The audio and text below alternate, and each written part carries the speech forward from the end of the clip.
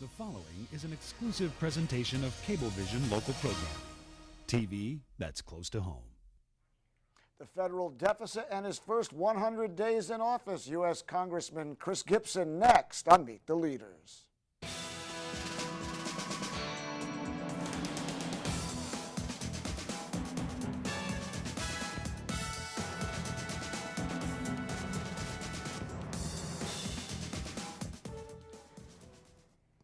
Good evening and welcome once again to Meet the Leaders. I'm your host, Terrence Mikas. 2 years ago, U.S. Congressman Chris Gibson was doing many things, but he wasn't a U.S. Congressman. Then in November, like many others, he was elected to Congress and the Republicans took over the House. It's a time now when he says both the Democrats and the Republicans need to work together to get the federal deficit down and move this country forward. We're going to talk to Chris Gibson now about his first 100 days in office and what it's like to be in Congress. Good to see you. Terrence, great to be with you. Thanks for the opportunity. I know when we followed your campaign, and of course, you know, you had a very active election like many people did, and you went around the district. The 20th district goes all the way from Plattsburgh down into Hyde Park, a long, kind of skinny district, and covers 10 counties and lots of miles. You seem to have the energy then. You seem to have the energy now. Has it been fun? Absolutely. It's an honor and a privilege to serve 137 towns, over 7,000 square miles, and we're making progress. We're in 9 of the 10 counties in the last 10 days, and listening constituents, and just excited to give them a voice in the United States Congress. You weren't sure you were going to win. It was a tough race. You did win. You got into Congress. Always when you're running, there's a lot of energy, but when you get in, all of a sudden, you're here. Oops, I'm here. What was the first thing that you said, whoa, this is different, now I have to do what? What was the first thing that the impact when you... Well, you know, we were focused on, in that first week, in the first month, and all day since, on 3 broad goals. Growing the economy to create jobs, 2, deficit reduction, moving towards a balanced budget, and 3, protecting freedoms. And so we've organized the staff, and every morning that we rise, we say we need to make progress on those 3 goals. And so, do you, in your opinion, you guys with the President have come up with a budget and the Senate, and do you feel that the budget you've come up with addressed those 3 priorities? I think it's baby steps in the right direction, and you're referring, of course, to the 2011 budget, which we just finished work on a couple of weeks ago. Of course, you know, that was left to us, the Congress, the last Congress, and those who served in it. That was the first time since 1974 that we did not pass a budget and pass no appropriations bills. And so when we were sworn in January, we got to work. We passed a budget that would have kept the government running till 30 September with $100 billion in cuts in discretionary spending. Of course, the Senate not only did not pass a budget last year, but they didn't pass one this year, which made negotiations difficult. Generally, the way this works is the House passes a bill, the Senate passes a bill, we conference, and then we work out the differences and we send it to the President. In this case, literally up to the 11th hour, we were negotiating with the Senate and the President with really only a House bill. Now, we wanted to cut $100 billion. The President, as he stated in the State of the Union address, wanted to freeze spending. At the end of the day, we cut $79 billion from the President's 2011 budget. That equated to $39 billion of cuts from the 2010, the last year we had a budget, enacted levels. So I would tell you that, you know, when you look at those levels of cuts, first of all, they were historic. They were 4 times larger than any other discretionary cut like that in our country's history, but necessary. You said that you were glad that you were able to do that. I want to get into some of the numbers, but you know, some of it gets a little busy when we get into numbers. But you said that you were able to do that without touching Medicare and Medicaid. Yet, of course, recently on Meet the Press, Senator Coburn, Republican, said, we can't deal with this deficit without dealing with Medicaid and Medicare, those kinds of things. Well, here's the thing to remember, Terry, is that when you're dealing with a continuing resolution, you're dealing with discretionary spending. You're not addressing the full spectrum of federal spending in the federal budget. That has to be done in a budget resolution, which leads to authorizing legislation that's followed with appropriations. That's what's going on now. You know, no sooner did we close the books on 2011, 24 hours later, we passed a budget resolution in the House of Representatives that deals with 2012 and actually the next decade, the next 10 years. Cut $6.2 trillion over a decade. Yes. So, this point on Medicare and Medicaid, it was not going to be addressed and could not be addressed in the continuing resolution, but needed to be addressed in the budget resolution that we brought forward the next day. So you believe that they're on the table. They need to be on the table because they're tough to deal with, because you're talking about people's lives. You're talking about seniors that you have many in your district, and I know that you talk to them all the time. And well, the thing on that, Terry, is we believe in these programs, and we want to strengthen them. We want to preserve them and strengthen them going forward. The CBO, the Congressional Budget Office, has stated that in a decade, Medicare is going to be broke. And that's unacceptable. We need to keep this program for future seniors. Our plan, essentially, if you're a current senior, there is no change. There's no change to the current coverage that you have. If you're 55 years and older, there is no change. If you're 54 years and younger, we're going to offer future seniors the same kind of health care choices that members of Congress have. In essence, for those that are on Medicare Advantage now, this is an expansion of that program. This comes from a bipartisan commission, a couple of bipartisan commissions that looked at this. It's called Premium Support. But in essence, what it goes like this, is that for future seniors, they'll have a choice of about a half dozen different plans. Once they choose the kind of coverage that they want, the government will pay the premium. The premium will be directed to the insurance company. It's about $8,000 worth of coverage. And additionally, for low-income seniors, there's going to be additional component to this. So it's income sensitive. This is a very important point. I need to get it out. That if you're at the poverty line, or 150% of the poverty line, you will also get a health savings account in addition to premium support of $7,800. So that's near $16,000 worth of coverage for future seniors that qualify for that program. So this is in the House bill, but the Senate hasn't agreed to that, and of course the President hasn't agreed to that, because they still are pushing the health care bill that the President signed into office a year ago. Right. So you have to come to terms with that and agree on that somehow. Well, we recognize the fact that the founders gave us a constitutional design. We don't get to dictate policy. We have to work with those that were also sent to represent the American people. Look, our budget is pro-growth, and it's fiscally responsible. I'm a supporter of the plan, and I will tell you why. Pro-growth, it addresses the impediments to growth. You go around, I'm sure you do, Terrence, like I do, you listen to small business owners. They create 70% of the jobs in our district, and they tell you that the impediments to growth are taxes, regulation, healthcare costs, and energy costs. And our budget addresses this. And by removing impediments, our small business will have more profitability, and when they do, they'll recapitalize and hire new workers. We can make up a quarter of the deficit on growth by putting America back to work. The Heritage Foundation says that if we implement our budget proposal, we'll get unemployment down to 4%. That'll make up a quarter of the deficit on growth, and it's also fiscally responsible. We can talk about that if you're interested in knowing more of the details on that. Oh, absolutely, we want to talk about that. I just wanted to touch on one thing. One of the issues in terms of small businesses and regulation was the 1099 Reporting Act that was in the health care bill that the President had enacted with Congress a year ago. Both parties, the Senate and the Congress, repealed that. That basically was requiring any purchase over $600 for small businesses to have to do some sort of paperwork. Yeah. And many of them would have been stuck doing reams and thousands of pieces of paper. That's out now. It was a big mistake to move in that direction. I'm proud to have been a co-author, a co-sponsor of that bill, of the repeal of the 1099, and we've got it enacted. So for small business owners out there, I would tell you that I know you heard a lot about that over the last year or so. That is no longer a requirement. That piece that was added on the health care bill last year. I know that the Republican Congress wants to repeal the health care bill. The Senate is not going to go for that. The President is certainly not going to go for that, at least in rhetoric. I mean, obviously down the line anything could happen. So where do you find the issues of compromise? For instance, there's so many layers in that. I mean, if you look at that health care bill, and it's hard to, there's so much in it. Yeah. I look at myself and I said, okay, here's a piece that I like, that I was able to have health care benefits for my kids, when they're 25 years old, because kids are not getting jobs the same, but it's just a little trickier. Many people have liked that provision so that they can still stay under their parents' health care. Thousands of those types of things in there. How do you get through it? Where does that stand? And is the goal still to repeal the whole health care act? Well, to repeal and to replace it with a better bill.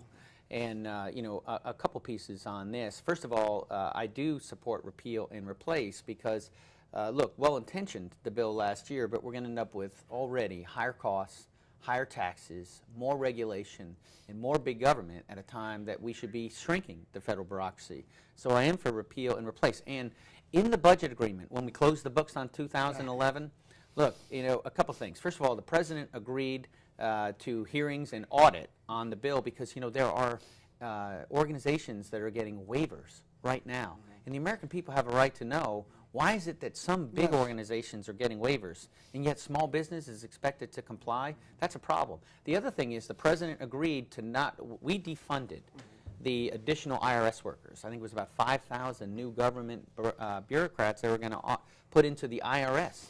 We defunded that, and as part of the budget agreement, the president consented to that. So that aspect of the health care bill is no more, that they're not going to be able to do that. Now, going forward, we've instructed committees to come forward with a replacement bill that's designed to increase access, to protect quality, and for it to be a patient-centered bill instead of a government-centered bill. Where are you able to give confidence to seniors and people, you know, in my age, you know, in the 50s and up, and coming up, that the things that they've always felt were good for them? You know this whole thing. There's a battle between, you know, in politics. Yeah. You take away that, you don't want to care for the elder. You don't want to care for people. How do you address those kinds of concerns? Well, look, I mean, Terrence, the first of all is that current seniors, the reform proposals we have, they're not affected by this. This is something that we bring in over time in a way that provides future seniors, those 54 years and younger, the same kind of choices that members of Congress have. Yes. And, which they say is the best health care in the world, right? The ones that Congress has. We believe it's going to be quality care, but also it's going to be something that that we can afford going forward. You know, the other piece of this is Social Security is something that I firmly support. I have family members on it, and our support for that remains very strong, and there will be no change to the Social Security program. Our current seniors, that's a contract that we will honor with them. So, and then, and going forward, I know that the seniors also want to make sure that we keep this great country strong, so that their grandchildren can have the same choices and freedoms and opportunities that we have. And we're committed to that. That's why I support a pro-growth, fiscally responsible plan way forward. You seem so versed on everything. It's not that you shouldn't be, and not that we don't expect our representatives to be, but you've been in there, you know, a relatively short time. It seems like you jumped in, you've studied, really looked, and really are on top of the curve. Well, look, Terrence, I've read every word of the 72-page budget proposal. I've read every word of the 30-page CBO assessment of it, and I've read the 3-page Democratic alternative. So it's important that I do that. I need to study all these proposals. I'm learning every day. I listen to our constituents and hear their feedback. But it's an honor to be their voice in the United States Congress, and I take that responsibility very seriously. And we're going to take a break. When we get back, we're going to talk a lot more with the United States Congressman, Chris Gibson. We're going to talk about Libya. We're going to talk about an act that he put in, a Reform Act, the War Powers Reform Act, and many other things. Stay right there. We're also going to talk about his first 100 days, some of the interesting things that you may not see, but that we want to know about. We'll be right back.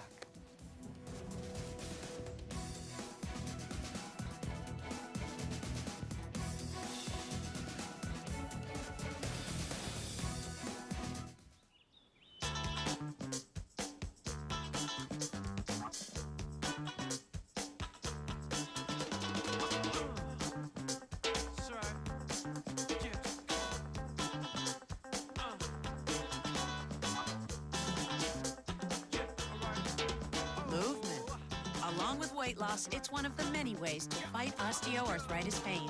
For more information on managing pain, go to fightarthritispain.org.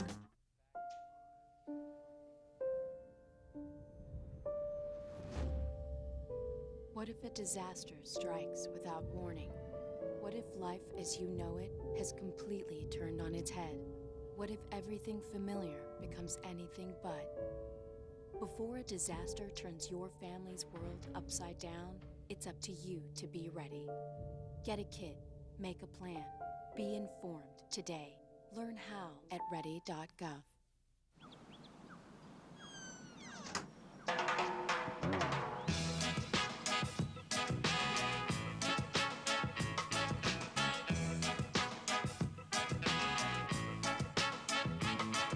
Hands can do incredible things. Now they can even help save a life with hands-only CPR. If you see an adult suddenly collapse, just call 911, then push hard and fast in the center of the chest until help arrives. Learn more at handsonlycpr.org. So my uncle calls and he says he's dizzy and he's losing his balance. I'm like, Unc, you want me to take you to a doctor? He's like, no, I'm going to look up the symptoms. I said, your symptoms are you're dizzy and you're losing your balance. So he said, I can't get on the internet because my arm is numb. I said, well, use your good arm and dial 911. Stroke's no joke. If you or someone you love is showing symptoms of stroke, don't wait because it might be too late. Dial 911. Time lost is brain lost.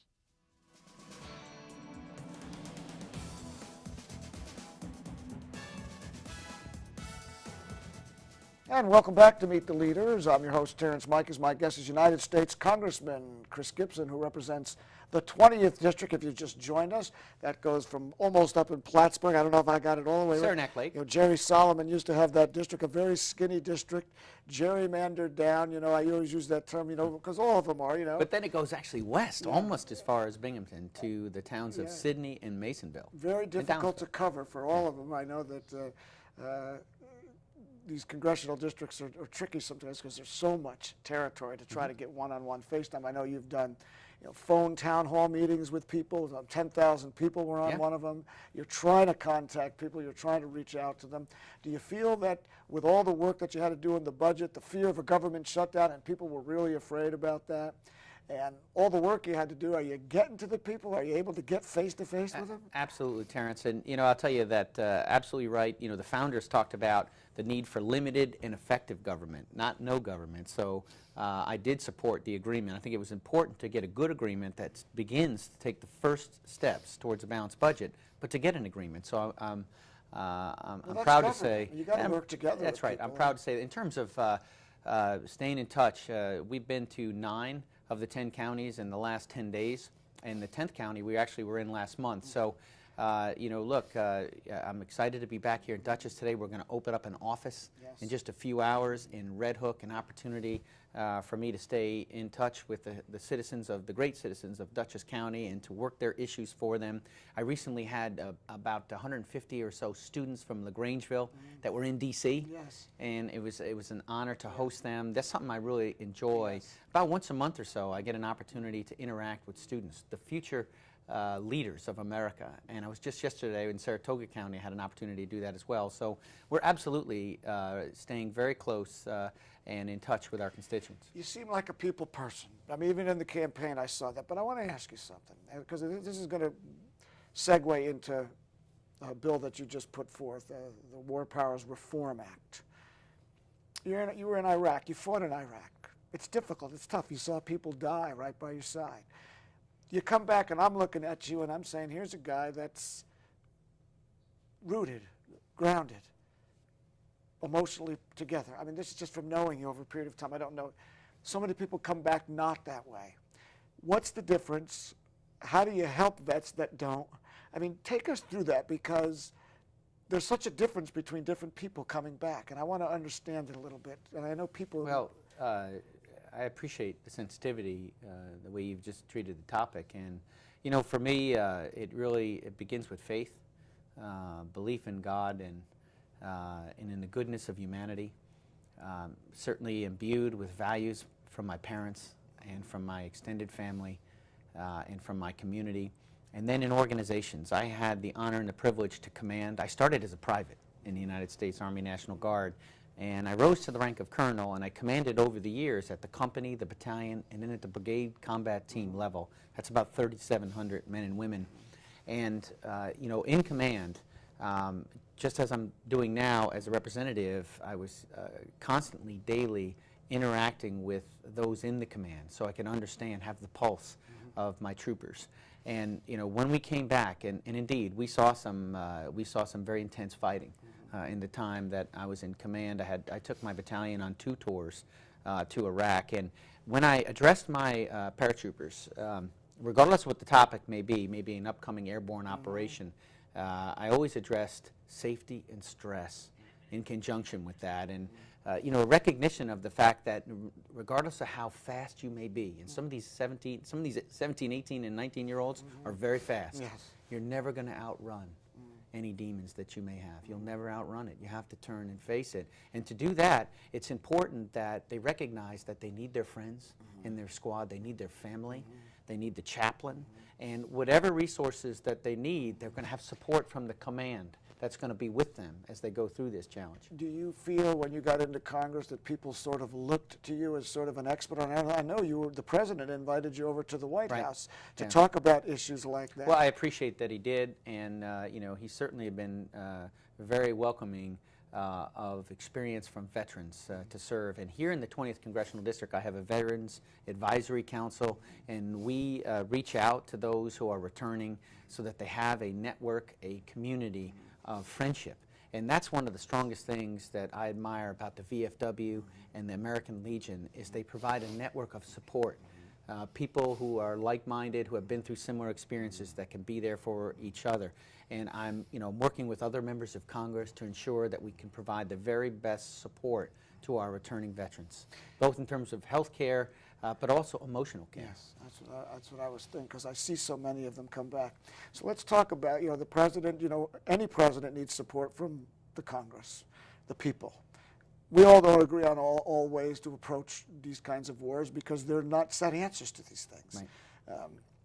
We're out of Iraq. I mean, we're not, but we are. By this year, by 31 December, we're going to bring home the remaining formations, combat formations. Sending more troops to Afghanistan, and then we have this issue in Libya that was kind of the impetus for you to put forth this War Powers Reform Act. How's the president doing in this? Because it seems that the American people know we have to fight people that want to hurt us, but they don't want to have us engaged in these wars all over the country. How is that working? How's that playing? Where do you stand philosophically, and how do you talk to the president about it? Well, that's pretty well put, Terrence. I mean, we need to, the first responsibility of the federal government is to protect our cherished way of life. And, clearly, of course, based on my background, I'm firmly committed to that and resolved, and we will do that. We will protect this country, and we'll protect this cherished way of life. But I think it's important to remember we're a republic. We're not an empire. And inasmuch as we certainly affiliate with those who yearn to live free overseas, our actions on that should be animated by diplomacy and by trade and commerce. And we need to be very careful, in my view, about not getting involved in another decade-long nation-building event. The nation that I want to see built is right here in the United States of America. I'm concerned because, the founders, they dealt with this question of use of force and when the country was going to go to war. And you look at the notes on the Constitution, James Madison's notes on the Constitution, you look at the Federalist Papers, those 85 essays that were written in support of the Constitution, and you look at the document itself, the instantiation of all that previous discussion, and it was clear that on the issue of using force and going to war, the founders wanted the people to be involved. And that's why they had the representatives vote on the declaration for war, and also that the president and the Congress would share the responsibility for national security. And that's where we're out of balance. It seems like presidents in both parties have sort of usurped that of the late, I don't know what, the last 15, 20 years. Well, it's generally true. It's been both parties. It's not been one. And this most recent incident with regard to introducing combat formations, air formations and ordnance on Libya is only the latest example. You look at the no-fly zone that President Bush Sr. implemented, and that was without congressional authorization too. I'm putting forward the War Powers Reform Act to bring balance back, to put us in line with the founder's intent, so it clarifies when a president can introduce forces and when he must come to the Congress. And it puts appropriations up front and center, so that the president cannot obligate or expend monies to put our forces in harm's way without that authorization. So the stipulations are a declaration of war, a specific authorization, a statute that authorizes the president to use force, or an attack on the United States, or an imminent threat of an attack. Imminent threat being like 9/11, or what happened in Times Square last year, and not in circumstances, even the lead up to the Persian Gulf War and the lead up to the Iraq War does not constitute imminent threat. Those were situations where the president needed authorization from the people by way of their representatives, by the Congress. Yes. But situations like Libya, look, the president consulted the Arab League, he consulted NATO, he consulted the UN, but he didn't consult the American people through the Congress. And he had time to do that, and he should have done that. What kind of feedback are you getting from the executive branch on that bill? I mean, that talk has been out there. Are you getting any feedback? I don't have feedback yet, but I'll tell you that presidents of both parties have generally been resistant to this. I mean, even the War Powers Act itself was passed over presidential veto back in the early 1970s, but nevertheless, we have to go forward. And I think this is something for it? I believe we're going to get bipartisan support. I introduced it, I put it in the hopper the last day of work, the day that we passed the House budget resolution before we did district work. So, but we've already got co-sponsors, and I believe we're going to have bipartisan support for this going Speaking forward. of district work, because we have about 3 minutes here, gas prices are rising. People are afraid about the dollar. They're afraid about the economy and jobs. Federal government is not a magician. They can do certain things, but you're in office. You are. You claimed it. You're a representative of the Republic. Absolutely. So they're expecting, if I'm not going to go there myself and be able to yell and holler and make, then you have to do it. Absolutely. You feel pressure on that? Where is it going? What kind of confidence do you feel in terms of the dollar, in terms of the gas? What's going on with Terrence, that whole this thing? is an issue I've been talking about since I retired and declared to lead, to go to the Congress. We need to address the impediments to growth: taxes, regulation, healthcare costs, and energy costs.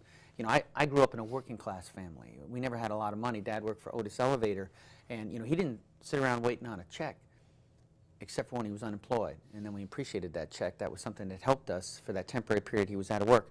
But what crushed our family in the 1970s is when gas and oil prices went through the roof. Every time it kept rising, we knew something was coming off the table for us. So this is personal for me. I recognize this. I've been addressing energy. I have an energy advisory panel. Yeah. You have citizens from right here in Dutchess County who are on it. And you have that an are helping agriculture me. advisory panel. Absolutely. But we're addressing, we have to address energy development and generation, transmission, and conservation and efficiencies, and that's what we're working towards. That's why I did an event recently, a few days ago, with fellow Representative Paul Tonko. That was with regard to conservation and efficiencies, and it had to do with hydrogen fuel cells that will actually reduce our need for energy in those circumstances by 35%. That makes energy last longer. So the reality, or just a lot of I don't want to call them press opportunities, because I know you don't